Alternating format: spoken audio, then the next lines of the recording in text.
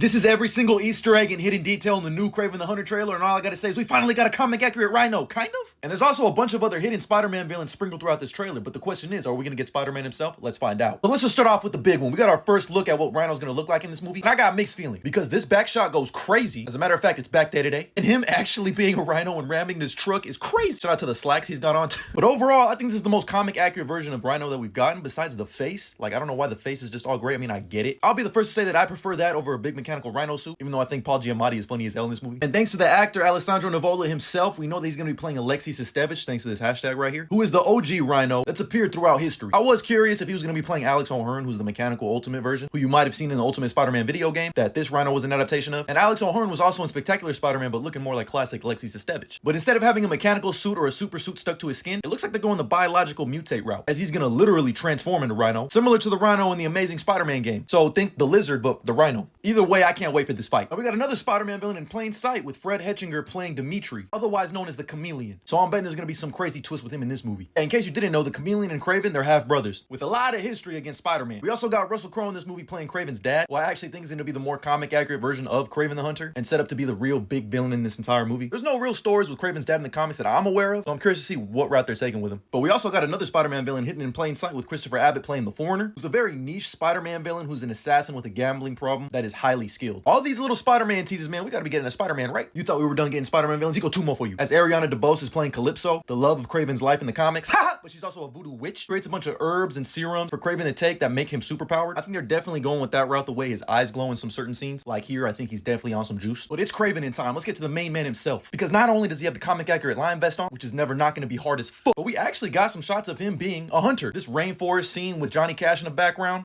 From backgrounds to back shot. Another reminder, I need to get in the gym today. But I want to be as delusional as Kraven is, who's thinking he's holding his helicopter back. But when you fuck around, you find out you're not that strong. We also got this shot of Kraven running, which I think is a reference to the way that Quicksilver runs in the MC. Alright, my bad, this was a joke. You didn't see that coming. Why does he have an accent here, but not one for Kraven? Don't tell me he's gonna have to earn his accent. But I really love this shot of him looking in the rearview mirror and it's cracked, because obviously he's a broken man at this point. This is probably where he makes his anti-hero turn. But with all this serum talk, I wonder if we're gonna get a spectacular Spider-Man version of Kraven. I know a lot of people didn't like this. I thought it was kind of cool. Either way, it's gonna be tough to top this version of Kraven. And if I had to put my money on it, I bet this movie ends with Kraven finding out that there's a spider for him to hunt in New York City. Which spider that is, I guess we'll never know.